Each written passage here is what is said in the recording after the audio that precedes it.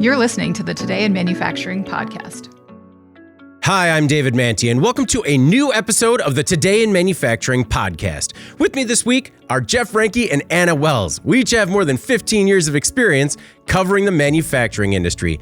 Every week, we take the 5 most popular stories on our websites and discuss the implications they have on the industry going forward. But before we get started, please make sure to like, share, and subscribe to the podcast. You can also help us out a lot by leaving the podcast a positive review on whatever platform you use, even a thumbs up on YouTube if you're watching us there. If you want to email the podcast, you can reach us at Jeff, David, or Anna at IEN.com with email the podcast in the subject line. You can also subscribe to our daily newsletter and subscribe to us on YouTube at IEN Magazine so you can join us when we go live every Thursday. Jeff, how you doing this week? I'm well, man. How about you? I was doing great until my voice cracked in the third word of the intro. So we're used to it. I wouldn't sweat it. Yeah, just like, welcome. Anna, how you doing? Good. It's like a balmy 88 outside, but luckily only 86 in the studio. That's right. We keep it cooler in here. I wonder if we can actually get it warm enough where you see like those, like the heat wave lines where everything starts getting wavy on the horizon, like a nice hot summer blacktop vibe in here. That'll be nice. But before we get started with our first story, we have a word from our new sponsor, Brother Mobile Solutions.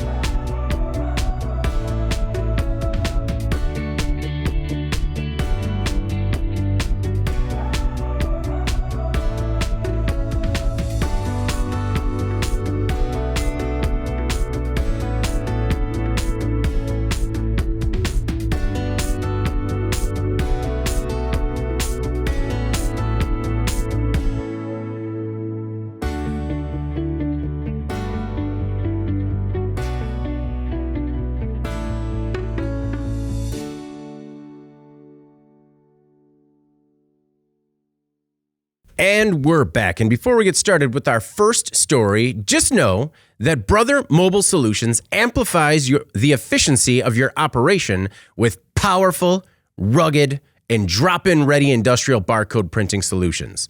So whether you're using our solution on a cart, at a workstation, or on a forklift, these printers are made for you. Food manufacturing moves fast. So do our printers. Streamline your supply chain from order to fulfillment. Check out more at brothermobilesolutions.com. Going to need to tweak that one a little bit next week because they're not our printing solutions. They're not ours. Hopefully that's understood. We're all in this together, David. Hopefully that's understood. All right. Well, our first story this week, Impossible Foods accused of spying on plant-based meat rival. Did one of the plant-based meat industry's major players deploy private investigators to spy on a potential rival?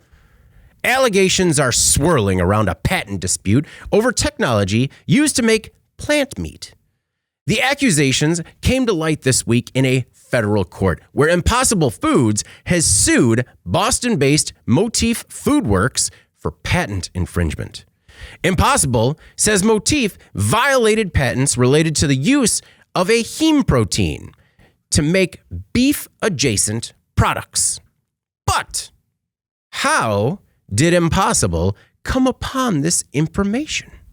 According to Motif, private investigators working for Impossible allegedly approached Motif's employees and pretended to be potential customers, like a fast food company and a meal kit delivery service. The investigators were looking for product samples and other details about the startup. But they weren't the smoothest operators. One gumshoe accidentally changed her name during a video call with Motif. Another super sleuth approached the company at a trade show as a fast food chain rep. But he used his real name, and that was easily traced back to the founder of a different PI firm. Motif wants the court to order Impossible to disclose any other espionage. Impossible defends itself by saying attempts to acquire potentially infringing products is not only common, but ethical. Anna, I understand if it's common, but is it ethical? I don't know if ethical plays a role here. I mean, it's common. If you're stealing from a thief, is it wrong? Not relevant. I was going to say, where did you come from that one? Well, because if they're trying to steal their, I'm chopping it. I'm going to chop it all the way through. If they're trying to steal their stolen intellectual property, it's not theft. Right. If that's your only defense, then that's pretty weak defense, I guess. Impossible is accusing Motif of dialing up the rhetoric here, and I do think that the rhetoric is a bit much. And I think it's important to point out here that the words that they're using were alarming and unethical, but the word that they did not use is illegal. Mm-hmm. Maybe it sounds like a dark viewpoint coming from me, but this strikes me as sort of the nature of a competitive business market. I think IP protection has to exist on the part of Motif here. Also, I don't think it's enough to say, look, we just assumed that everybody was above board here. So sorry, but I mean, if you look at this report, I think a few things become apparent. One is that Motif acknowledges that there was some shady behavior from the people who approached them. In fact, these people seem to have been pretty sloppy, as you pointed out. Yes, use a different name that can't be easily traced back to a very public LinkedIn profile. Right, like you're a terrible private investigator. That's fine. He posted from the show him holding a Motif sticker. I got a free shirt. Anyway. So there was their interactions with the communication manager of Motif have been documented, and she highlighted many red flags that came up, requests that she found to be highly unusual when she was interacting with these people. Yet in one case, she passed this lead onto her sales team, despite her significant misgivings, which she was discussing later. Oh, I thought this was very strange. But had I known that it was this, person hired by Impossible, I never would have passed this along to my sales team. You never should have done that in the first place. In another, she handed a suspicious seeming duo over to her cooking team and told them to use their best judgment as to what they provided to these shady actors. So, I mean, do I love this type of cutthroat activity? Not particularly, but this kind of stuff happens, and it happens all the time in every market. Companies are constantly trying to assess and review their competitors' products, whether it's to knock them off or, in this case, to file suit over what Impossible sees as patent infringement. Mm-hmm. And if Motif is so concerned about protecting its trade secrets, then they should have a protocol for this. They should be putting people through a process where they need to sign a legal document or an NDA before they provide any sort of product details or samples to them. But they were actually at a trade show where they're giving out product samples. So to say that someone asking to see the product raw, which is what came up here, is somehow unethical.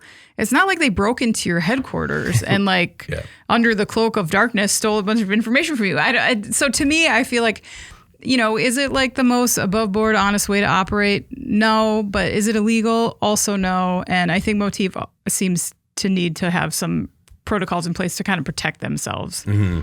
Well, definitely. And think of the pressure every marketing team has to sort of prove their own ROI by delivering leads. So, I mean, I guess you can grade the leads as well as hey, this is more like a C lead because we think it might be espionage, but still I need to deliver it. Also, at trade shows, you hear some weird stuff out on that floor, Jeff. I mean, in order to set off some red flags in terms of what you're asking, they must have just been really persistent. Well, I think what this really goes back to is the IP lawsuit, because the court has already decided that this whole thing is going to move forward. That how do you say this? Heme? Heme. Oh yeah, heme. Heme. Excuse me. That protein is actually like intellectual property there that can be patented. That was I'm losing names here. Impossible. No, the other company. Oh, Motif. I took a shot. I had a 50-50 shot. My own notes here. Motif. Basically, that was their whole thing. Like, this is not patentable technology or whatever you want to say. I'm not a cellular biologist. I'm not going to pretend to understand everything about it. But this particular protein is what seems to really make it feel more like real meat. Yeah. Okay. And when it comes to Motif and Impossible are really the only ones using this. Beyond doesn't use this. Tyson doesn't use this. A lot of the other big names don't. So that's a big deal. I mean, Impossible is really the only one of these types of plant-based protein providers that has some financial solubility right now. I mean, Beyond's in trouble. They really saw a huge roller coaster ride, bunch of layoffs last year. Impossible also laid off some people, but it seems to be more manageable in terms of their growth. They did see a really good 2022. So they're kind of trying to cut down their competition before it becomes competition. At the same time, these products are coming out this year at some point. That's what Motif is saying. I think if Impossible waited a couple months, I understand they'll be out on the market before they can get them and do their analysis. So I would kind of go the other way. I think this does make Impossible look shady and bad. Does. I mean, be a little smarter if you're going to do this. But the other thing is Motif, I think, is putting more attention on this because they're probably very nervous about how this whole lawsuit is going to play out. Because if it comes back and they can't use this protein, this heme protein, did I say it right that time? Heme. Yes. Like a meme. Still did not. Yeah. If they can use that, their company's in trouble because that really gives Impossible a huge competitive advantage over really everybody. Yeah. I mean, when you hire a PI firm, read the Google reviews. Just like, war name tag with actual name on it. So the lawsuit is around this umami ingredient in Motif's burgers, saying that it infringes on Impossible's patents related to a, quote, beef replica product that also uses a heme protein. According to Impossible, this is Impossible's website. It says that heme is an essential molecule in every living plant and animal that makes meat taste like meat. I feel like this can't be, the infringement has to be on the process as to how they use this particular molecule, right? Not the fact that they're using Not heme, that it right? exists in there. Yeah. Yeah, because so Impossible's plant-based heme is made via fermentation of genetically engineered yeast and safety verified by top food safety experts, peer-reviewed academic journals. But it does seem like, you're right, they lose a significant competitive advantage if all of a sudden Motif is able to use this. So any words of advice for, future conspirators? Conspirators. It's going to be a tough one today, guys. In terms of, trying to uncover any type of alleged infringement. I mean, it seems like the people at Motif were pretty willing to share information had they not been extremely weird, the PI. So like maybe just act normal. Yeah, just be a normal person getting samples at a trade show, and I think you get away clean. They wanted the raw product. The raw product was what I think Motif was feeling like they didn't want to share. But at the same time, don't give that to your salesperson as a lead. Yeah. Why would you? I don't know. It is a weird request. Delete. Just delete. Hey, I know that this is a trade show in Vegas, but can I get a cup of raw meat, please? All right, our next most popular story. Neuralink gets FDA approval to begin brain implant trials in people. U.S. regulators have given Elon Musk's brain implant company the green light to begin testing devices in people. Details are scarce about a potential Neuralink study, and the FDA won't confirm or deny whether or not the agency actually granted the approval. Neuralink is one of many in a race to link our nervous system to computers. Right now, there are more than 30 brain or spine computer interface trials underway. The efforts could help patients treat brain disorders, overcome brain injuries, and many other applications. Jeff, were you as excited as I was to see this moving into clinical trials?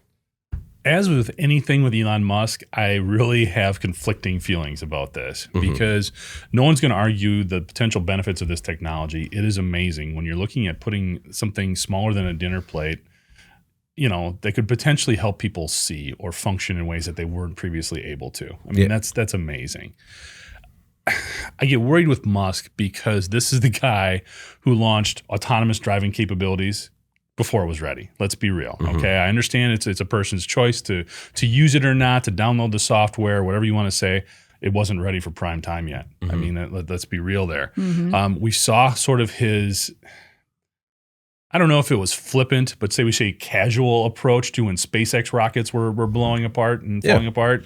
So that eventually got there. I mean, SpaceX is doing well, but when you look at this, in the testing process, you just hate to see, because he's not really a hands-off guy. It doesn't really seem like he's going to be like, hey, you scientists who are much smarter in neurology than me, you guys take the lead and just let me stand back. That doesn't really seem to be his MO. So when we're looking at this type of R&D, this type of testing process, I'm just nervous that he's going to be pushing and pushing and pushing on something, and then he's going to, just like he got into it with the SEC, he's going to potentially get into it with the FDA and the medical community and everybody else because it's not going fast enough for him, or it's not doing what he wants to, or everybody else is the idiot in the room, not him. Yeah. So that's where I get nervous in terms of him sort of leading the charge on something like this. The one company I think that's going to be really interesting and is actually a little bit ahead of Neuralink on this is a company called Synchron. Is that the Bezos company? No. It's not. Synchron is actually Tom Oxley. He's actually a doctor. Oh, okay. So, and they've started testing on people a little bit sooner. So they're sort of in the lead on this. They're maybe 6 months to a year ahead of Neuralink right now and doing a lot, maybe not the same exact device. I think the outsider's perspective is from a functional and application perspective, Synchron's ahead, but from a hardware and design perspective, that's where Neuralink has their strengths. Okay. It's wishful thinking, obviously, but man, it'd be great if they could sort of get together for the betterment of all those who need this type of help and assistance. But it'll be interesting to see how this plays out. Again, love the potential, nervous about Musk's role in it. And I was wrong. Bezos was actually part of a $75 million funding round that they had in late December with Bill Gates as well. That's why I remembered seeing like Bill Gates and Jeff Bezos with Synchron, and I'm like, that seems like a pair that has a lot of backing. The other thing too is Musk there's still some investigation going on into Neuralink in terms of some of the testing they did with animals and some of the animal welfare deal. There's concerns about the way they basically got rid of the product after the testing, because there's a lot of stuff that's involved there that could have potentially been spread. Staph infections and worse, but they weren't sure if they disposed of it correctly, the devices that they were testing. So just sort of leading into that whole context of, is he going to go too fast and cut some corners to get it out there? That's what makes me nervous. Anna, Jeff makes a great point about how Elon Musk seems to like to fail forward publicly. And you just really hope it's a little bit more by the book with Neuralink, particularly given that it's a brain implant. Yeah, I mean, Jeff, I agree with a lot of your points on this because I have the same sort of mixed feelings about this. My first impulse, of course, based on his track record on gunning ahead with technology that's not been fully vetted, is a little bit scary. And I have concerns because I don't see him as necessarily trustworthy always, or straightforward. But I'm trying to look at this from the standpoint of the people who it impacts the most, and how there are so many people out there who live with these debilitating conditions and are just desperate for a solution. And I think there are some that are living with conditions that are so bleak that they would really try anything experimental. And likewise, there are people out there who would have gladly tried something experimental, but they never got that chance because of regulatory red tape, insurance company stuff, constraints around that never allowed people to move forward in that area. This may not be a magic bullet, but I bet there are a lot of people that are out there that are willing to roll the dice, I just hope that the technology supports giving them real hope and not false hope. I am reassured by a few things. One, this quote from Rajesh Rao, who's the co-director of the Center for Neurotechnology at the University of Washington, who said that he doesn't think Neuralink is ahead of other teams in terms of brain-computer interface achievements, but is quite ahead in terms of hardware, like Jeff said. with there being currently like 30 something companies involved in this type of technology right now, I think it's reassuring to me that this very experienced, knowledgeable person in the field said they're ahead on hardware. He didn't say anything alarming about, these people don't have any business being in this field, right? So that's a good start, and certainly not an indictment of the technology. Secondly, the fact that the FDA is involved here, I know that they have not been speaking publicly about it, but they have not denied the fact that they're allowing this stuff to proceed. And so I think that that's important too, to just know that they have a finger on this and they're watching it. And so I trust that there's a regulatory body involved. I don't think that someone's traumatic brain injury should mean that they can be a guinea pig then from there on out, right? But I feel like if regulators review this technology and the people involved want to try it, I think that's on par with someone making the choice to take an experimental drug or use an experimental therapy or a surgery. That stuff happens all the time. So it sounds scary because it's the brain, but I think you got to take it in the context of this is, in search of a solution for people who maybe don't have a lot of good options. Yeah.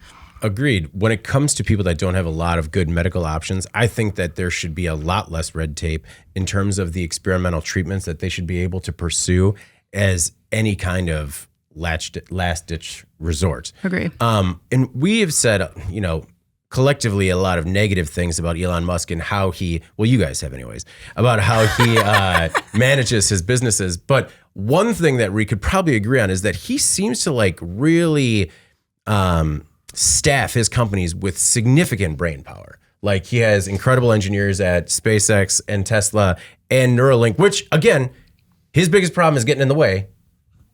And if you just how Anna says, leave your hardware experts on it and just kind of don't keep pushing them forward, might have a real winner here. I would agree that he's got it always very good at assembling talent. Yeah. He's also got a very impressive collection of former employees. Oh yeah. So but they go on to do great things too. You could go both ways with that one. Yeah. I mean, it's getting more and more common to hear former Tesla engineer, former SpaceX engineer. My question to you is he going to somehow combine Neuralink with his robotics push? I mean, is that where this is all leading? Really, does he really care about the humans here?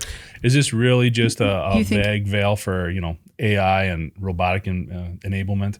Are you asking me specifically? Yeah. So I would like to, let's just focus on the benefits medically that this will have and not the dire implications of connecting our brains to an increasingly smart network of computers. Just because we have to understand. You don't want to alienate your soon-to-be robot overlords? No, I would love to alienate them and allow everyone to know the dangers of that actually happening. But I mean, there is some real concern when we talk about connecting our brains to a computer that is essentially an AI-run supercomputer that can read our minds faster than we can read them. I mean, that's not a leap. That's just real. That's just real. But again, we're talking about people with debilitating conditions that can potentially walk again. I mean, we talked a little bit about the device. Neuralink's device is about the size of a large coin and is designed to be implanted in your skull. The tiny wires go directly into your brain. One thing that we talk about is the hardware is there.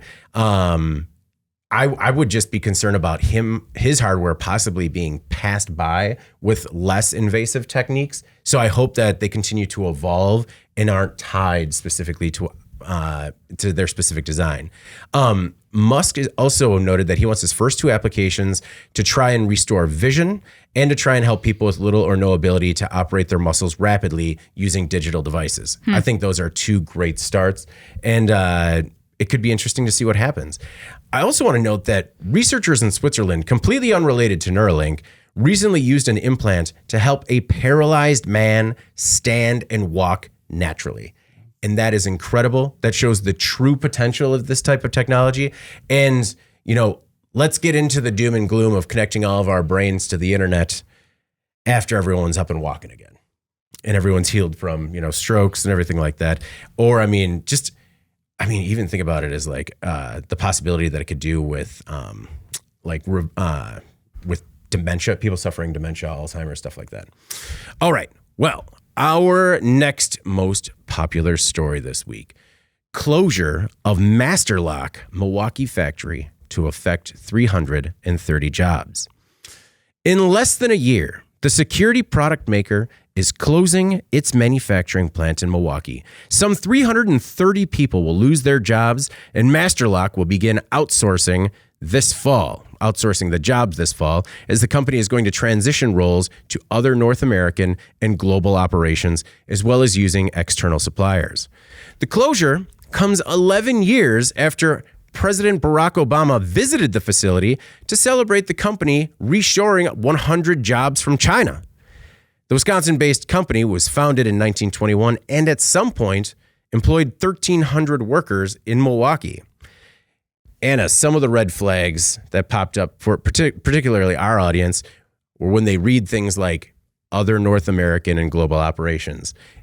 Very specifically, these are jobs that are being outsourced outside of the United States. Thanks, Obama. Right, guys? Just kidding. Always Anna with the thanks, Obama, you know? I know. Right? I'm surprised no one said it in the comments. No one did. It's just implied, I guess. That was 11 years ago. I'm just kidding.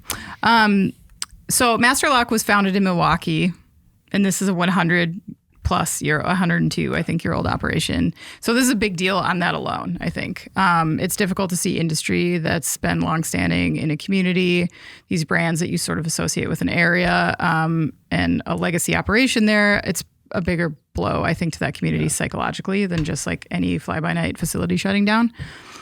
Secondly, I want to point out that there are actually more than 330 jobs at stake here. That's just the number of union jobs. Oh, gotcha.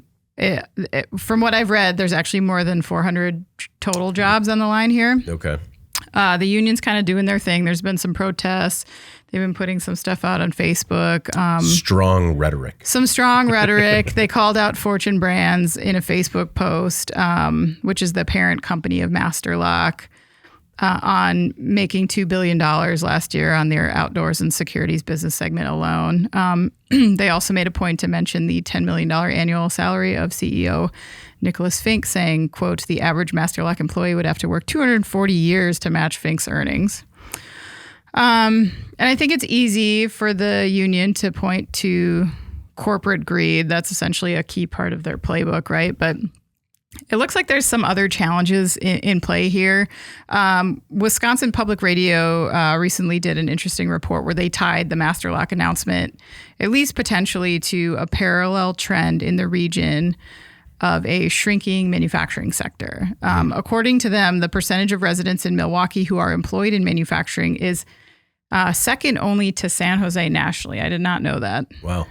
But over the past 10 years, the region is seeing growth in manufacturing slip behind the national average. Part of the reason experts believe is that the population of the city of Milwaukee, and also Milwaukee County, incidentally, is shrinking as people leave the city for suburbs in neighboring counties.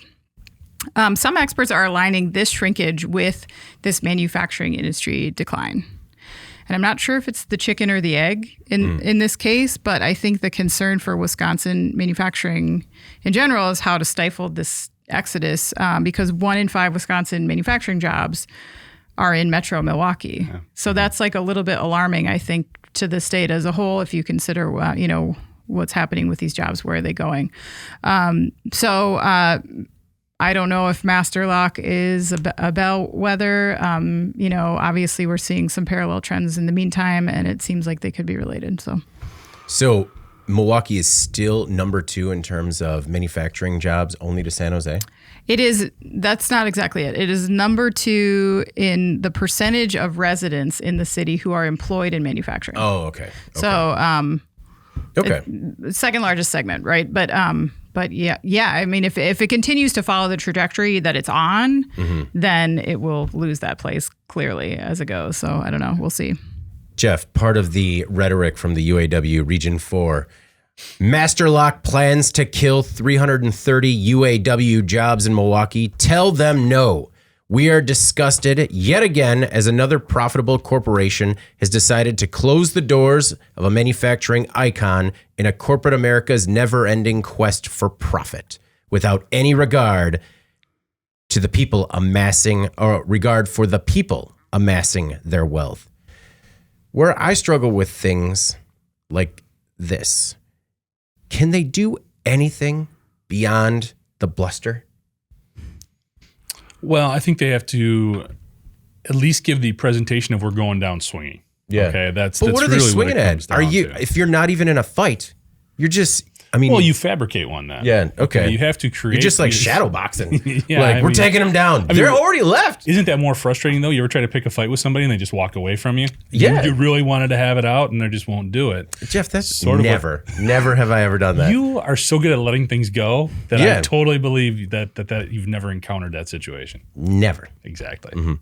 So I mean that's where a lot of this comes from, and it was harsh. I mean there was a lot of it too. The volume that the local chapter of the UAW put out there was simultaneously impressive and also concerning. Sort of like, where was this before? This couldn't have been that big of a shock. I mean, the workforce at this plant, I think, has dwindled from over 1,300 about 20 years ago down to what it is now. But that's still a significant, like over 400 is still a significant workforce. True. I'm just saying this isn't new, and they have outsourced before. And let's be real, when they say North America, they mean Mexico. Yeah. Okay.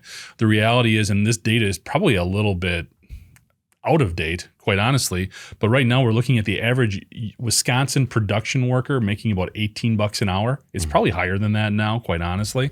But if you go to Mexico, it's $4. Okay, that's just a reality of it. And when you're looking at a product like a lock, where I understand there's technology in terms of the metal, the design, and everything else, but when it comes to the assembly and production of it, I don't think it's going too far out to say it's a non-technical product to put together, assemble, and distribute. Which is why when you look at workforce savings, you're going to look at a lower cost production center. And that's what's happening here.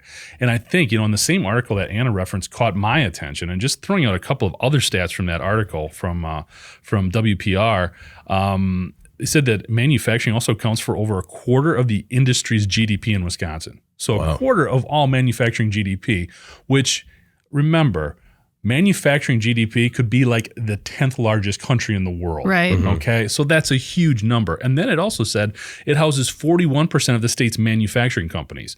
So just Metro Milwaukee, that's Milwaukee County and the areas surrounding it, over 40% of all manufacturing in the state. Yeah.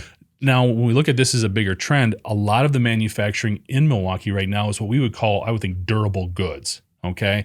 It's hard product. You're working with steel, you're working with metal, you're working with other things of that nature that don't have an overly complex production process. These are the types of jobs that are going to be in danger over the coming years. And it's not just Milwaukee, it's other areas as well. So when we look at a lot of these jobs leaving and heading to Mexico, what it's going to be, we can't have the UAW, we can't have Milwaukee's mayor coming out there after the fact. This is going to place more onus on attracting some of those higher technological jobs where you need a high quality workforce that you're willing to pay more. Now, that's easy for me to say. Okay. It's easy to say, hey, go out and get those, biopharmaceutical jobs in here. Okay. They're not as plentiful as we'd want them to be. But it also helps you realize why you see a lot of those incentives when it comes to EV battery production or things of that nature that are more tech focused. Semiconductors. We've seen all of the government stimulus that's been funneled into that. But I think for areas like Milwaukee, that's the wave of the future. If you want to kind of quell this flood of jobs, the manufacturing jobs leaving your area, you need to broaden your gaze a little bit, not rely on the legacy in terms of what you've been doing, but the legacy in terms of what you're capable of doing with that workforce that understands manufacturing, embraces it for what it is, and wants to continue to have it within the community. Is the Milwaukee metro area that you're talking about, does that extend almost to the bottom of the state? Like, is that the Kenosha and all that? I think they're looking, 4 counties surrounding it. So whatever that is, it's Waukesha. My geography's not great. Okay. We report on a lot of closures, and this one hits closer to home. And I know that we kind of joked about it, or Anna, you joked about it last week, how I can have a relationship with every story. Yeah. But I have friends that work at this place. Of course you do. And one thing that just really sucks is that this company, of all the things, Masterlock, whenever we threw a benefit, Masterlock would send boxes of stuff for silent auctions and stuff like that. It was very, I don't know if that was any particular department or who it was coming from at the company, but I know that they sent a lot of stuff, and we've used them at least 4 benefits now. And so when you look at kind of the other things that factories and manufacturing, other roles that they play in the community, there's just this cascading effect of when this leaves a community and kind of the trail of damage it leaves behind it. I liked the company spokesperson's statement from Master Lock that said, "This is an opportunity to continue to enhance our supply chain resilience, maximize potential growth of the business, and maintain our competitiveness into the future." Mm-hmm. It's the money. I like how Jeff says it, just like it's dollars and cents. I know that a company spokesperson can't come out and just be like, "Hey, it's cheaper. What do you want us to do?" Like, we have higher powers that we have to. This is the statement you make in the boardroom to the stockholders. You need to tweak that a little bit when you send it out more broadly. Jeff, you mentioned the mayor, and the mayor was angry, or at least had some harsh words from Master Lock. I wanted to share those. I'm enormously disappointed by the impending closure of the Master Lock facility. It is a slap in the face to the hardworking Milwaukee employees. They can certainly deserve greater respect and appreciation from their company. Less than a decade ago, Master Lock invited President Barack Obama to the same facility to celebrate the inshoring of jobs. Now, the company is going in the opposite direction, defying the trend of growing manufacturing jobs in the United States. As of this morning, Fortune Brands has not reached out to me, and I have heard no logical explanation for their actions. I wanted to share this statement just because I think it deserved to be out there that, what little they can do, they're at least being vocal about it. And one thing I'm curious about is we talk about how we're seeing this resurgence of reshoring. Is it going to be by and large lip service in 10 years when it comes back down to just cost? It may not even be 10 years. I don't know. Because I understand that reshoring is all about getting the supply chain closer to the customer, but are we going to see another wave eventually where it's just like, you know what, just really comes down to... Well, first of all, I think reshoring, with all that stuff that was going on during the pandemic and without it, I think it was blown out of proportion. Okay. Yeah. I think it was good what was coming back, but when you looked at the percentage of what left initially and what was still leaving, mm-hmm. It was a drop in the bucket. I mean, hey, I'll take every single job that they want to bring back, but I don't think it was enough to really drive this global shift in terms of workforce development or opportunity. What was interesting, and I think what will continue to be interesting, is foreign direct investment. That's another thing that the reshoring initiative tracks. And I think that is really interesting because what that basically says is we're going to beef up our operations here. We're not going to bring back 200 employees, but we're going to hire another 10. Mm-hmm. Or we're going to build a new warehouse. Now, those aren't real exciting and sexy things, but it's real estate, it's taxes, it is a couple dozen jobs here and there, and it's better it comes here than it goes someplace else. Yeah. And that's where they're going to be addressing a lot of those supply chain needs and being closer to their biggest customer market and all of that. So reshoring, I think we want to look at it as being more and more than what it is. Yeah. But I don't see it being a sustainable model, let's put it that way, in terms of driving job creation. Well, except for Anna, because she's anti-jobs. Well, then she's all for it. Yeah. Another chance to get out on your anti-job stance. And don't you think like a lot of that rhetoric was around decoupling supply chains from China specifically? Yeah. I mean, I don't think that we're really seeing less nearshoring. Yeah. Or you know what I mean? Like the fun new term. Nearshoring. I don't think, Mexico is necessarily suffering from the way companies are responding to that. Right. Or North American shoring, which also means nearshoring, which also means Mexico. Which also means Mexico. Yeah. Maybe. I mean, actually that could be these aliases. That could be a really fun stat. Like, how many times has a company said it's gonna send jobs to its other North American plants and they were in Canada? Yeah. Is it like 5? Is it even 5? 5%. Yeah. A couple of automotive companies. Yeah, that's about it. Well, as you guys know, I'm in the middle of a move. So I've been buying a lot of locks as we've been putting things in storage containers ready to bring to the new house. Mm-hmm. And because of my relationship to Master Lock, I bought all Master Lock locks. And I was just like, fantastic. Yep. I would if the packaging wasn't thrown away like as soon as it hit the table. Different thing. I just want to share that I think it could significantly, a move like this is big enough that it could significantly impact the Master Lock brand. There are a number of American lock makers like Packlock, Wilson Bohannon, and American Lock. There's a bunch of them. And I think that we also see people that are willing to make choices with how they spend their money based on their public perception of a brand? I think you're too close to this one. I'll be honest. I would like to say I look for where it's made in America and make that choice every time. Yeah. But if I see things that look and feel the same, Yeah. I go to price. Yeah. I'm just being real. And I think that's what a lot of consumers do. Or maybe, okay, so maybe not long term, but maybe just like in the immediate future where like there's a lot of Master Lock news. I don't know. Yeah, you're right. Oh, right. Maybe the ones that look on the back of the packaging for where it was made are just the loudest. They're just better than me. All right. Now those anti-jobs. Our next most popular story, 112-year-old ship falls in a dry dock. The little boat tipped over again. About 3 months ago, 25 people were injured in Scotland when a ship tipped over while dry docked. It was the first time we've ever heard of such an accident, and we honestly thought it was going to be the last time for a long time. Well, the bark Europa, a 112-year-old tall, it's just tall, 112-year-old tall sailing ship, last week tipped over while undergoing maintenance in Cape Town, South Africa.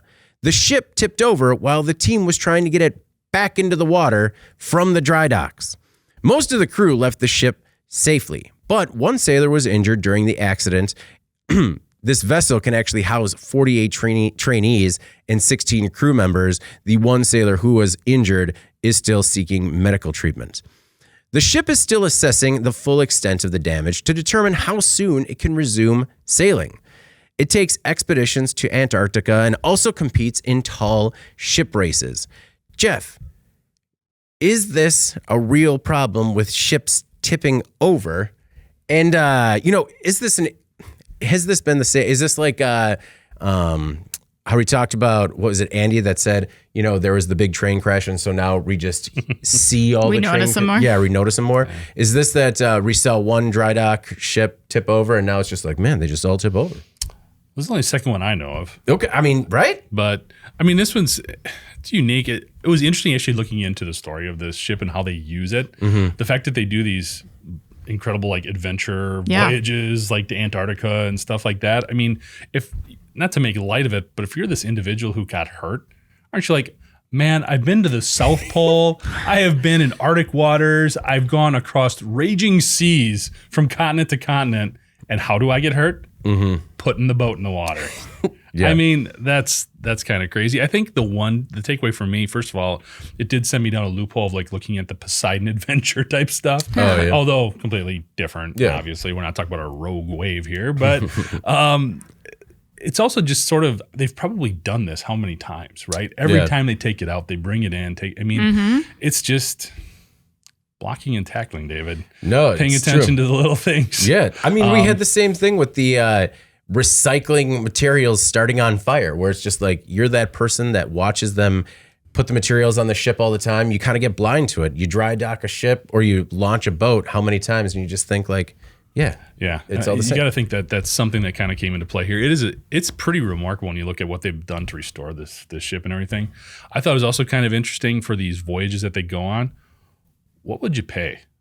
What do you think they charge these folks for doing this? I feel like I would pay a lot to go on a voyage to Antarctica, and then like day 3 just have a lot of buyer's remorse. Yeah, it's a long trip. I mean, these are like $13,000 to $18,000 trips per person, depending on the different dynamics.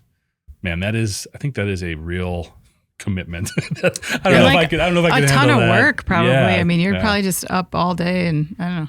Sounds better than a cruise to me, though. It still sounds better than a cruise. Way less likely to get a staph infection, probably, too. Well, there is that. Hashtag cruise hate. Anna, one thing about this story is that of other accidents that we've seen happen within the manufacturing industry, the team is being very transparent. On their blog, they're being very transparent about what happened, trying to figure out how it happened, giving updated statuses about the injured sailor. And I really like that. It was just basically, and I mean, maybe they're not giving us everything, but it seems that there have been 2 updates since this has happened, just to kind of, let people know that we will sail again, and we're doing our best to try and determine how it happened and prevent it from going forward. True, but like I read those updates as well, and I didn't feel like there was a lot of detail there. I mean, they did say that the person who's injured is stable now, so that's great. But as far as what happened, how long it's going to take to fix, all that stuff, they are really not saying much about They're that at still all. trying to figure it out. Right. Yeah. So that's what they're saying, which is super vague. You don't agree with that? Well, no, I mean, I guess I took it as they're letting us know what they know, not like they didn't issue a statement where normally they'll say something like the root cause has been identified and has been remedied and it will no longer happen going forward. So, okay. So you're right. If the alternative is just like that The generalities. under construction sign Yeah. to this is better. Yeah. Yeah. Pardon our dust. Pardon our dust. Yeah. Anyway, so if you go onto their website, which it sounds like you did, and you did. Yeah. I think you both did. Yeah, we were both there. I mean, John Dearden, who says no ballast. Oops. I mean, he might even be on their site right now, too. He might be. So, read John, into it, John. What do you see? If you're there. Yeah, read between their lines. If you're there. Take a virtual tour of the ship, because did anyone do this? I started. It's so cool. It's like, it just feels like a really cool old pirate ship. It's like all wood and just like there's barrels and rope, and I'm sure that's what's on every ship. I don't know, but it definitely felt very old school. My God, they got barrels and rope. There's barrels and rope. And like those little round windows. They got the rope. How many of the little donut lifesavers did you see on the wall? So many. I So, gotta take this tour. really hoping that they can get this thing back in the water soon. So not only does it have a rich history and offer these kind of once in a lifetime experiences that Jeff was discussing to go to Antarctica or some crazy place, but the ship itself has had an even more recent once in a lifetime experience, I guess. So I was reading this in Time Magazine, a little history about the bark Europa in March of 2020. The ship was docked in Argentina when the world went into lockdown, basically from COVID.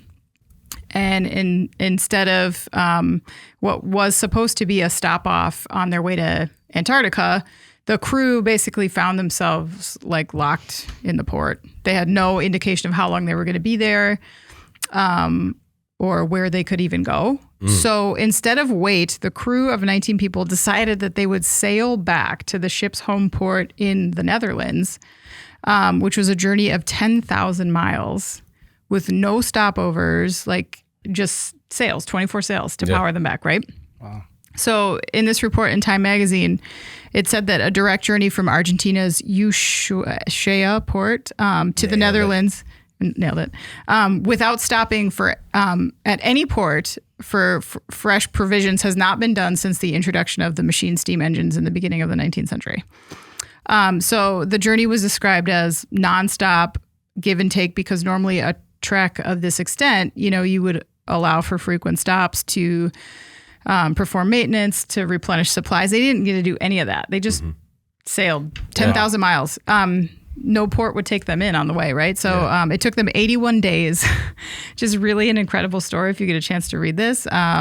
So I don't know. It's not just an old ship. It's got some really amazing stories attached to it. I just sort of fell in love with the history of it as I was reading that, and even the recent history of the story of the 81-day journey during COVID.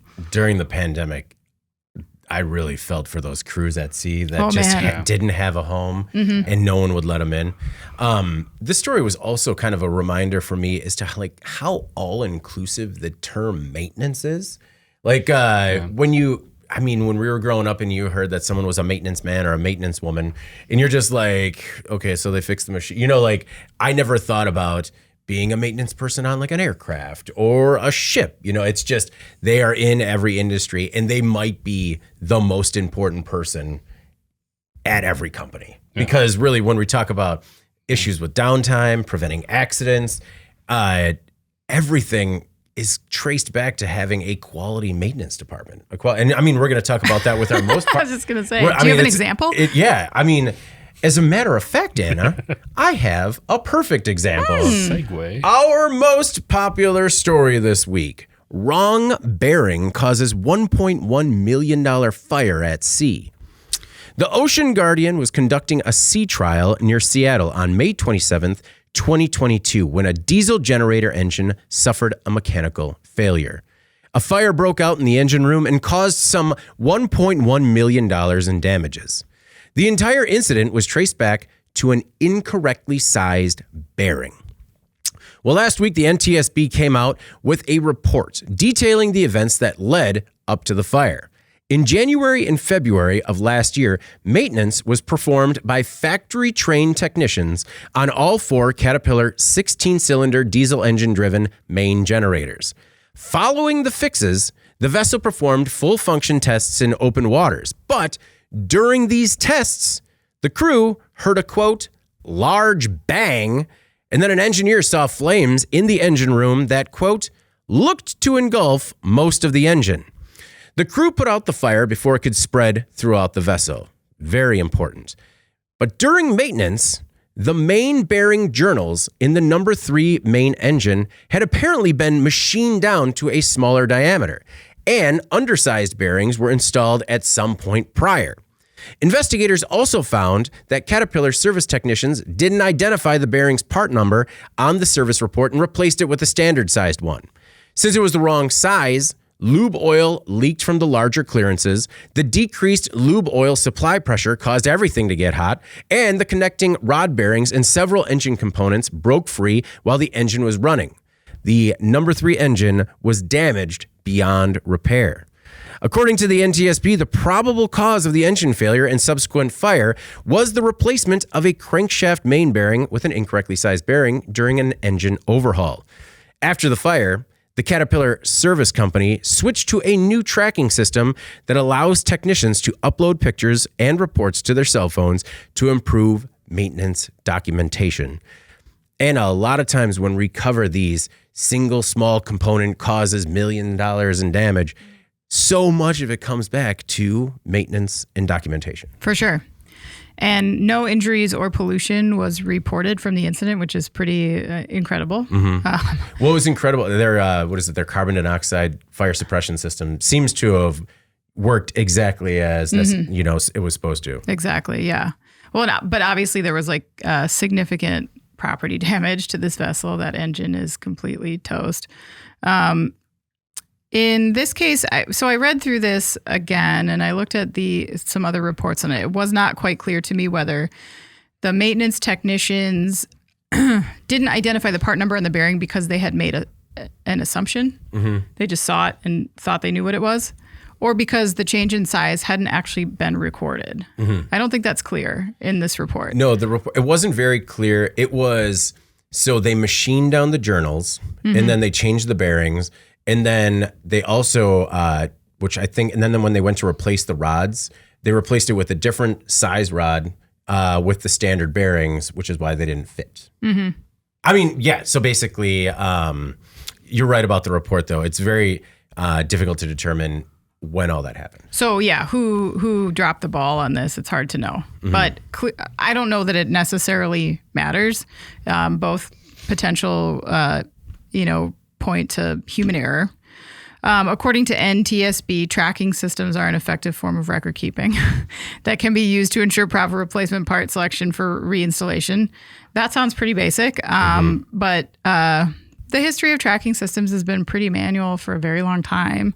And the solution that's being applied here, the one that you mentioned, allowing technicians to upload photos to their phones, to write reports in a digital system, that's absolutely key in moving forward here in the right way. You look at something like this and you think, how could this happen? But so many organizations are still working off paper-based systems or making revisions and updates on the fly, and your best practices are really only as secure as your ability to track that. So it's unfortunate that it took an incident like this to determine that they needed to apply some of those digital solutions that have existed actually for quite a few years, but nonetheless, a good way to move forward. Well, when we talk to those companies about case studies, customer stories, what do they always say? People say no because they just see the price tag, right? Mm-hmm. But then you see a story like this, you see $1.1 million in damage, and I bet that software all of a sudden looks a little bit easier to justify the ROI. Jeff, one thing that also stood out to me was that, this ship was sold. They bought it in like March of 2020. And so it was kind of a reminder that no matter what you're buying on the secondhand market, you really don't know what you're getting. Like, even if it's a multi-million-dollar ship, because some of these, the machining was done on prior maintenance, which was likely done before they even acquired this ship. And so it is possible that it was an entirely different maintenance crew doing it. So I mean, it's one thing like most likely. I mean, when the other maintenance crew does that, that's something where just like the three of them are like, hey, we didn't record that part number. You remember that, right? But like once it's sold, it's just like that's something that just doesn't transfer, Potentially, and that kind of bleeds right into what Anna was just talking about in terms of having not only the tools, but the protocols for implementing all that data so that it's there for everybody to look at. Just to offer a little perspective too here, and John can probably talk about this more than I can, but we're talking about some extremely small tolerances here. The wrong bearings were used, but we're talking about like hundredths of inches in terms of the difference. It's like 0.025 inches. Yeah. I mean, ridiculous. And I guess the one thing, a couple things that I took away. Number one, it helps really represent the value of the maintenance manager, the technician that's performing these tasks like you alluded to. The other thing, really kind of a perverse way, it's a great case study in terms of recruiting new people into the industrial technology career path. Yeah. Because when we look at the new generation, the things that are most important to, we're not millennials, Gen Z. Yeah. They want to be a bigger part of the organization and what they're doing. Man, can you point to how could you not have a bigger role than making sure that everything is working correctly within this 3,000 horsepower engine, okay? And you see how just the smallest of details had just catastrophic effects here. Again, these tight tolerances, the wrong bearings, attention to detail, that type of responsibility. And that's another thing that's really the younger generation looks for in coming into a career path is I want autonomy, I want responsibility, I want to play a bigger role. How much bigger of a role could you have? Yeah. I mean, in the past, maybe there has been a different perception on the maintenance professional.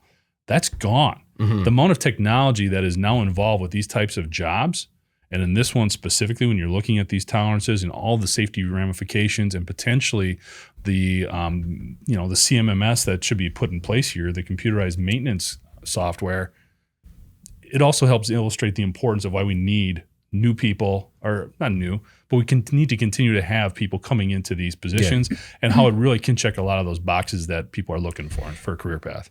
I mean, you make a really good point because part of that generational shift is, there's a lot of back and forth about is it an over-reliance on technology or is it an under-reliance on technology? But the fact is that if you bring in workers from a different generation, they might have been performing maintenance on any other task and just been like, why are we doing this in a notebook? Just because it's, it would be, they would look at something like this and just think it was foolish. And like not only foolish, but wasteful and a waste of time. One question that some people had is that why wasn't this caught before it went to sea trials? Basically, they ran the engines as hot as they could under reduced loads while the boat or the vessel was moored. But in order to actually get the engines into full function tests, they had to have it out in open waters, which is why they didn't catch it until it was out in the water. They sent it out to test the vessel's engines, propulsion systems, automatic power management system to make sure everything was working properly. Turns out it just was not working properly. Basically, everything that happened here also was standard and accepted practice, but without documentation. Like the fact that the journals were machined down, the fact that they used bearings that were that were out of spec. Smaller size. Yeah, smaller size. All of that in the NTSB report, they say that that's normal practice because it's just normal wear and tear on the engine, right? But the problem was that there was no documentation. Changes weren't tracked. Maybe when they changed hands, the boat changed hands. And that's where, when we're talking about 1/100th of an inch, you just get catastrophic failures.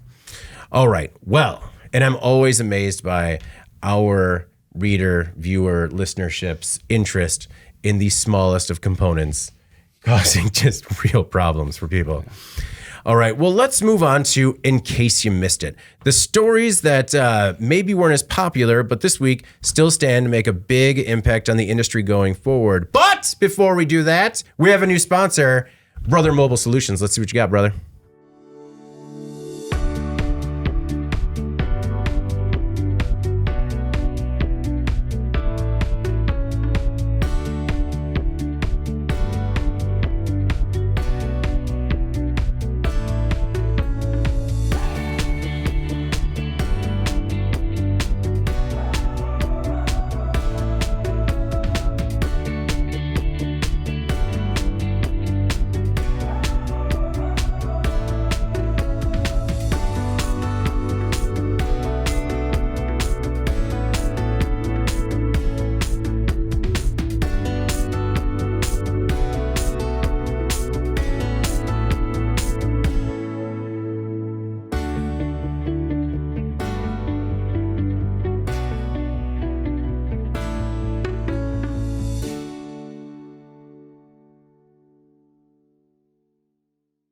And we're back. And before we get started with In Case You Missed It, Brother Mobile Solutions wants you to know that they amplify the efficiency of your operation with powerful, rugged, and drop-in ready industrial barcode printing solutions. So whether you're using their solution on a cart, at a workstation, or on a forklift, these printers are made for you. Food manufacturers move fast. So do these printers. Streamline your supply chain from order to fulfillment. Check out more at brothermobilesolutions.com. Now, where were we, guys? In case you missed it, these stories that weren't as popular on the website, but still could make a big impact on the industry going forward. I will be forced to go first this week. I'll go first. Actually, you're second. Oh. No. All right. I selected, sorry, Jeff piling on. No, right?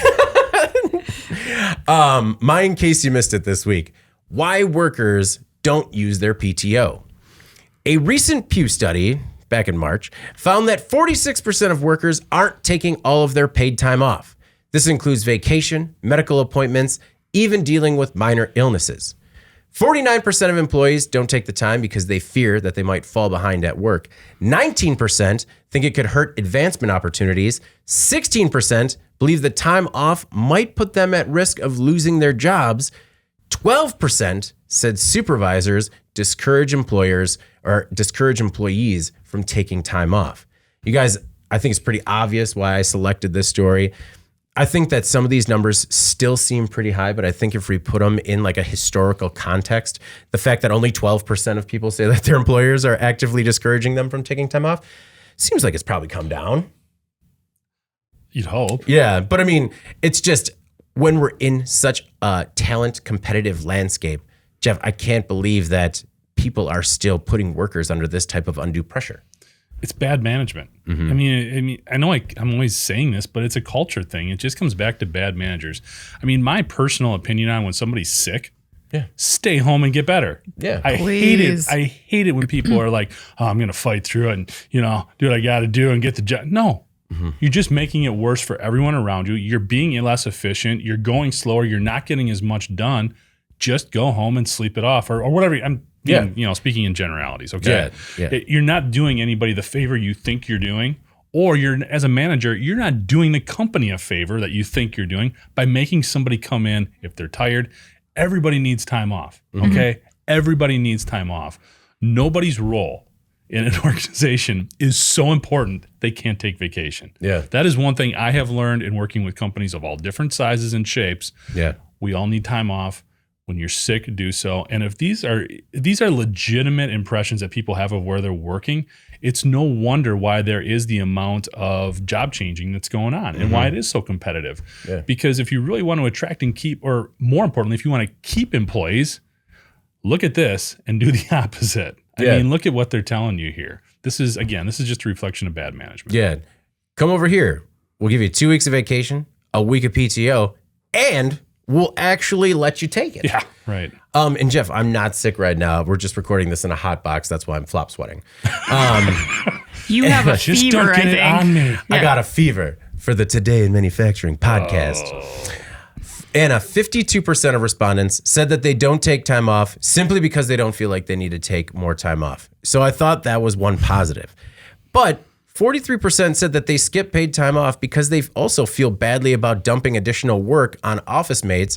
And that's another thing to consider, especially as a lot of companies are running leaner and meaner, that, by doing so, you may be more efficient, but you also might be putting undue stress on your workers when it comes to needing a day or two off. Totally. And I think sometimes companies don't think about like having that buffer to hedge against anytime anyone's going to be out of that mix.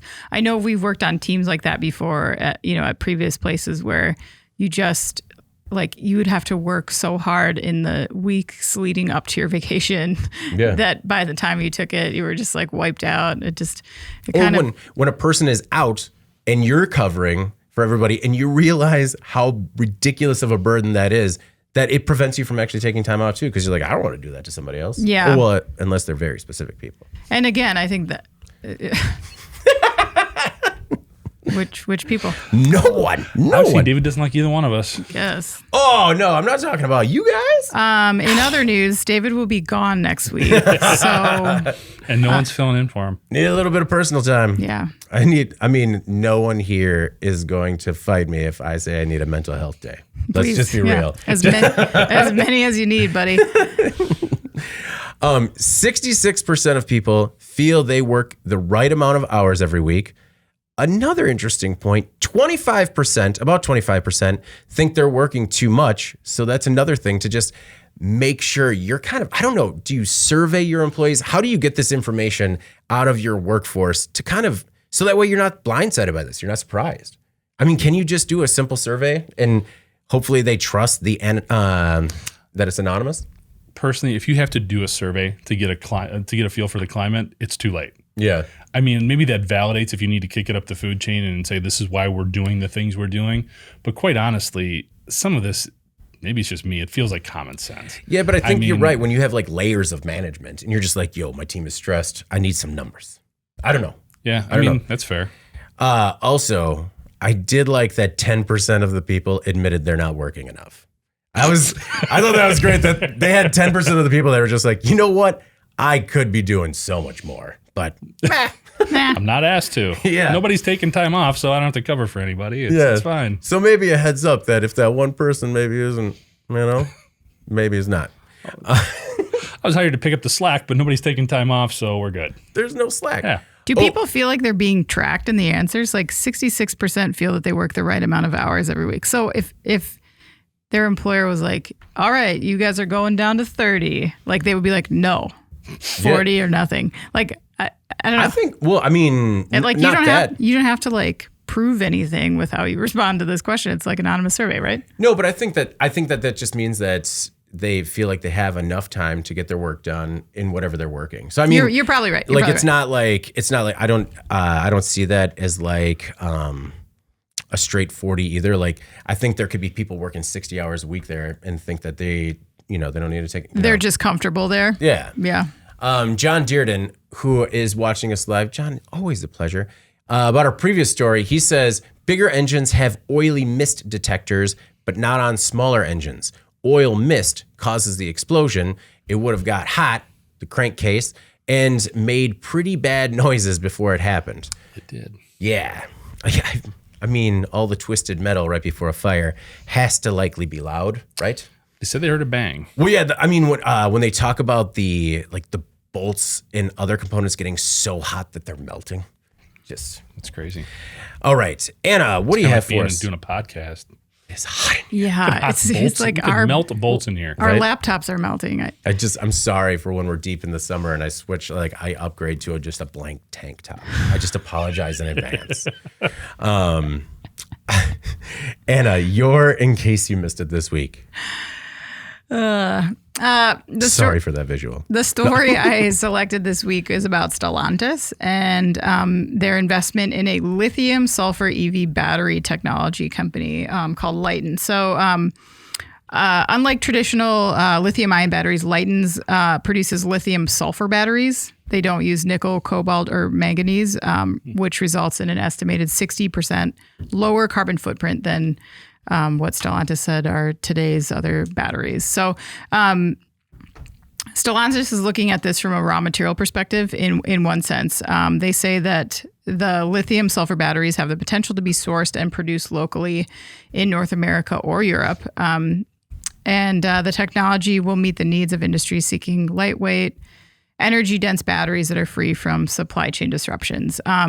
With traditional lithium-ion battery materials in critically short supplies, Lightens lithium-sulfur battery will offer an alternative non-nickel, manganese, cobalt cathode solution that can really help Stellantis, I think, scale. And then not only that, but they're saying that the new batteries, with being able to produce them more locally and with local components and materials, that they can more align with the requirements in the Inflation Reduction Act as it applies to the tax credits that people can get for buying their vehicles, their EVs. So I know we've bagged on Stellantis a bit for being so far behind on the EV transition in recent, years in the U.S. market. This move appears to be designed specifically for the U.S. market, and I think should serve as a bit of risk mitigation for that company, not just in terms of evading some supply chain constraints on existing materials like cobalt, but also in being able to address this tax credit, which I know a lot of companies were like scrambling to figure out how they were going to do that. So that could actually provide them with a competitive advantage as they start to scale. So it may feel like just another OEM component supplier mashup announcement, but to me, I think this one has some big advantages for actually moving Stellantis forward in this field. When you're selecting, and in case you missed it story, yeah, are you more drawn to ones where you're like, you know what? They have had some bad news in the cycles lately. So like, this is a good one. This is a good one. No, because remember last week I talked about Peloton, and then come on now. You brought up that their headquarters at that apartment building. We still don't know what happens in that apartment building. And man, the more we looked into it, there are just so many similarities. You know what? This is a great point. Anyone from Peloton, you got a real lawsuit with some apartment owners in Madison that are completely unrelated and just using your branding. I mean, but yeah, no, I don't remember when you brought that up last week. But batteries, batteries. No, I thought it was interesting because, like, we saw Ford kind of pick a new horse in the battery race recently as well. Mm-hmm. And I like to see this being spread out a little bit, because I know that we've talked about, like, there's some problems with thermal runaway risk in some of the batteries that are already in the market now. Mm-hmm. There's tons of problems with supply availability and country of origin. With some of this stuff. And so, like, to find different options for this, I think is going to make a big difference. It's going to probably speed things up, because not everyone's going to be relying on the same materials to produce batteries for these millions and millions of vehicles all at once. So, Jeff, do we get to some point where everyone's trying out a different EV battery technology and then there is a chosen winner? Or do you think it'll always be this diversified? No, I think that's exactly what's happening right now. Everybody's trying to find the winning technology, if you will. Mm-hmm. This one I think is really interesting because, again, it is a different supply chain for somebody who is a laggard right now, sort of in this product category. So this stuff is interesting to me as well, to see what happens here in terms of how these things are being sourced. By eliminating a lot of those rare earth minerals as well, you're taking some of the mining element out of it, which is probably where a lot of those carbon savings come from. Mm-hmm. So that's interesting to me. But yeah, I think we're going to continue to see these OEs, and I applaud it. I think it's fantastic. They're all sort of trying to pick the winner. It'll be interesting to see which one comes out. With this one, it's interesting too, because really one of the cleanest types of batteries, if we can ever get there, is a sodium battery. Mm-hmm. This is a little bit closer to that. I mean, sodium burns clean. Checks all the boxes. It just can't generate the power, the storage, the range, whatever you want to say. So this seems a little bit, leaning in that direction, which could be exciting. Same thing whenever we see the stuff with hydrogen right now. Like, since we did that first initial story about hydrogen generation getting a ton of federal government funding, we're seeing more companies come out and talking about hydrogen as a better option for an alternative fuel source. We ran a story today about Toyota running a race car that's hydrogen powered. So I think there's a lot of exciting stuff going on here with alternative fuels right now that's different than what we've talked about in the past. Yeah. We're not trying to figure out how to strap a solar panel onto the roof of a car anymore. We're figuring out some what I think are much more viable solutions here. It wasn't a solar panel on the top of the car. The car was a solar panel. It was inches away from working out. It was not inches away. No.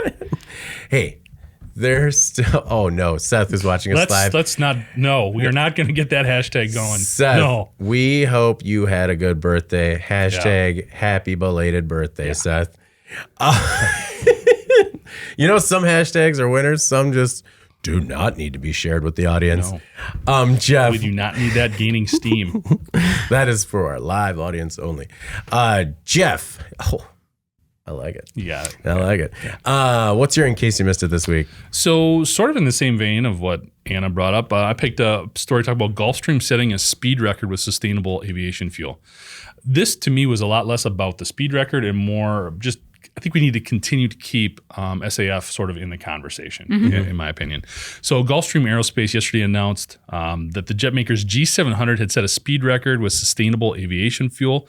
The plane traveled from Savannah, Georgia to Tokyo at an average speed of Mach 0.89 or about 682 miles an hour. The flight took 13 hours. In comparison, on average, the similar flight under other conditions was about 14 hours and 40 minutes. So according to Gulfstream President Mark Burns, the company remains committed to reducing its CO2 emissions by 40% over a 15-year span. SAF, again, remember, we're looking at basically renewable and waste feedstocks. Okay, that's where all this is coming from, primarily waste byproducts, stuff that we can take out of the waste stream potentially and plug it into use as aviation fuel. Production and use of sustainable fuel in the U.S. has increased, but it's just a drop in the bucket right now. I mean, it's up to like 15.8 million gallons last year. That's more than 3 times than the year previous, but it's still 0.1% of the total used. The FAA, I thought this was interesting too. It mentioned this in the article. The FAA previously set a goal for the U.S. airlines to use 1 billion gallons of SAF by 2018. So they missed that one. We're a little off. Big miss. We're only off by 984 million gallons and 5 years. So the reason I wanted to bring this one up is, again, you know, I've talked to some people at Honeywell and some other big processing companies who are involved with SAF. And one of the biggest issues, we know the technology works. We have the ways to retrofit planes, whatever else you need to with these fuels. We just can't collect enough of the feedstock. We cannot figure out a way that makes sense to, whether it's waste oil from restaurants or from our used oil changes, whatever the case is, we can't get that stuff to the processing plant in an efficient, cost-effective manner to produce the billion gallons we need to start hitting some of these benchmarks. There's a huge opportunity there. And that's why sometimes when we talk about some of this technology, Elon Musk, it's great, man. I know you're developing a Neuralink. Figure this out. And this is something that changes. This is, you know, we talk about Chat GPT and all these other things that are supposed to be revolutionary and just change our day-to-day lives so much. This genuinely could. When you look at how much the emissions of airlines on a global basis, on a daily basis, having these types of fuels just available, it just blows me away. We have the technology, we just can't get the raw product. And the raw product is there. We just can't collect it. I mean, I think that's part of what we see when we're on the R&D side of things, when we see that a lot, where it's just like, man, if we could just figure out how to do this at scale right now, so much would change. One thing that I was encouraged about the story is that Gulfstream seems to be, and some other plane makers, seem to be really on it in terms of looking at the entire supply chain and improving it. Again, when you share some of those stats about how it's like 0.1% of aviation fuel, it is, you know, very minimal. But I think they're making strides. And it's also nice just to see that I think this entire story happened around an aviation industry event. And one thing that the event, I believe, had everyone do was everyone that flew into the event had to fly in on SAF. So I don't know. I feel like this is the industry doing more than just paying lip service. Yeah, and you have to keep it in the news cycle so it enables people to continue to apply pressure, I think, because if you stop talking about it, then it just goes away. So I agree. You have to continue to show it that it's viable and that it's the future and this is the direction that we're headed. Yeah.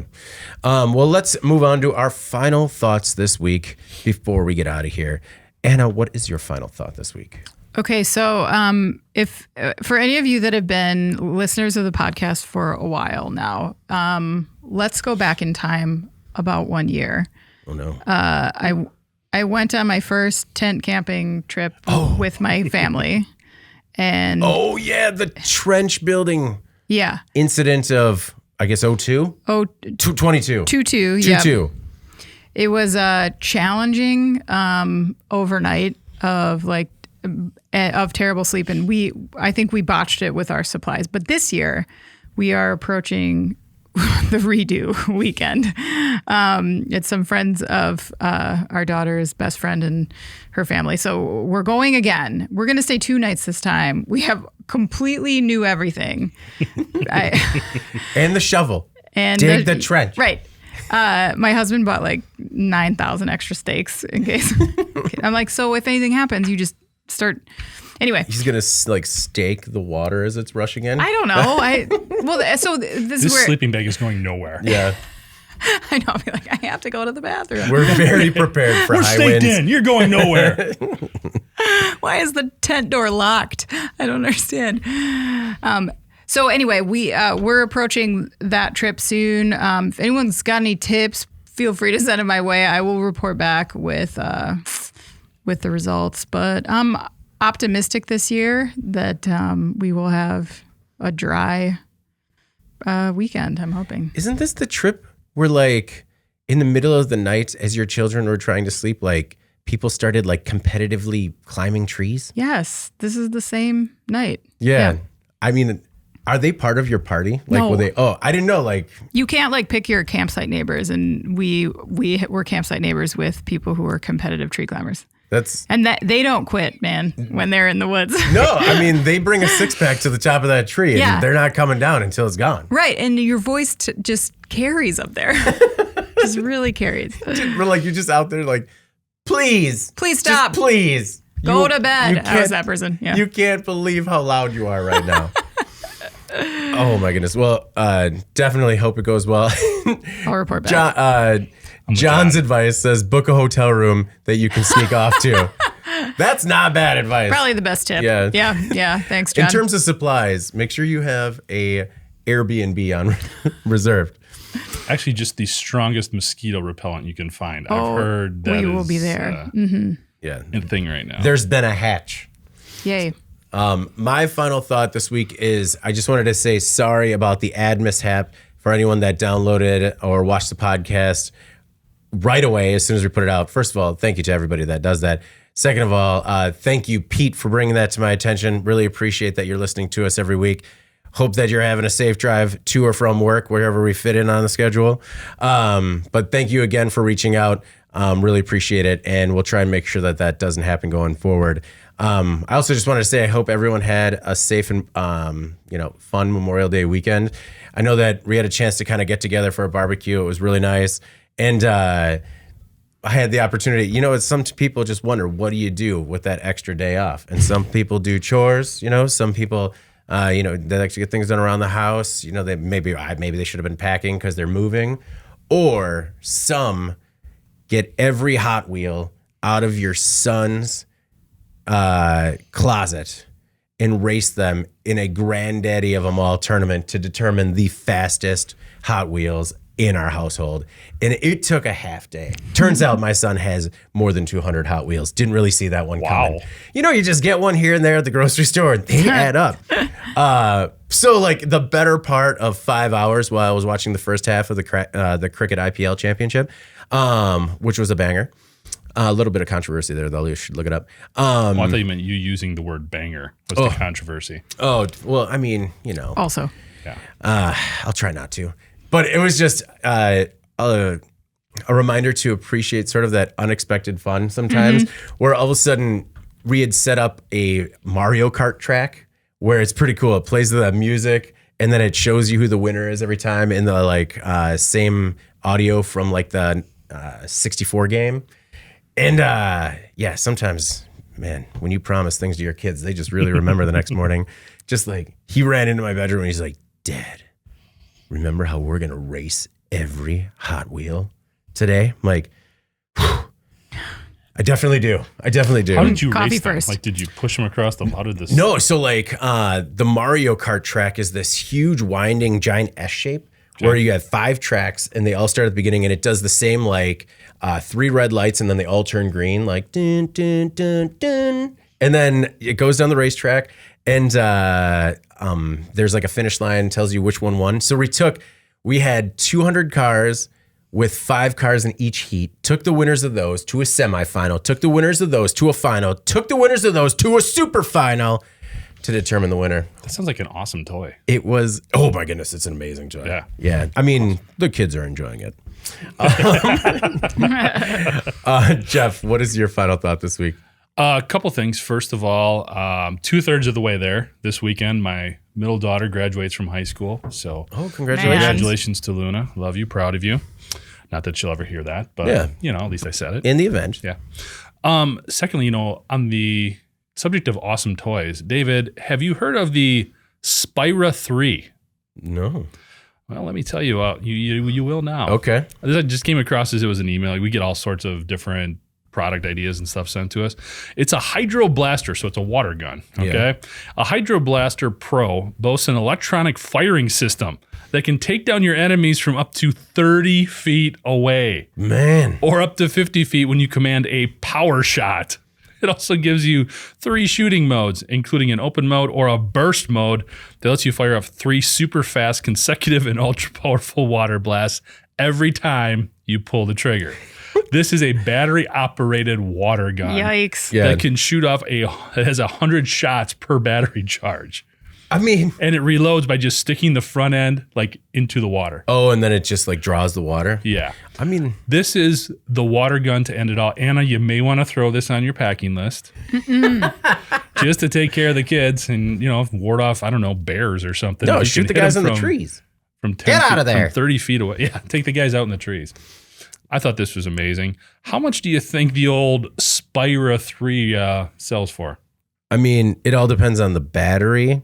Because if this is just running on AA's, like, it better be $5. Because those batteries are going to cash out in like 15 minutes.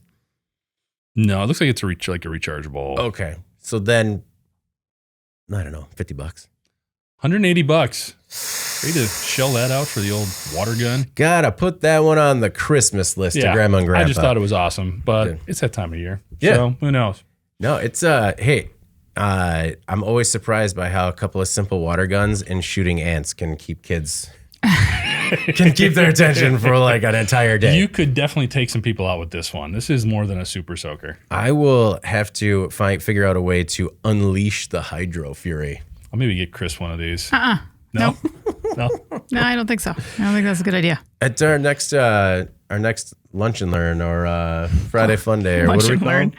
Like, Lunch and stuff. Lunch and stuff. Our next lunch and stuff. I say we do it. A couple Spira 3s. Just come packing.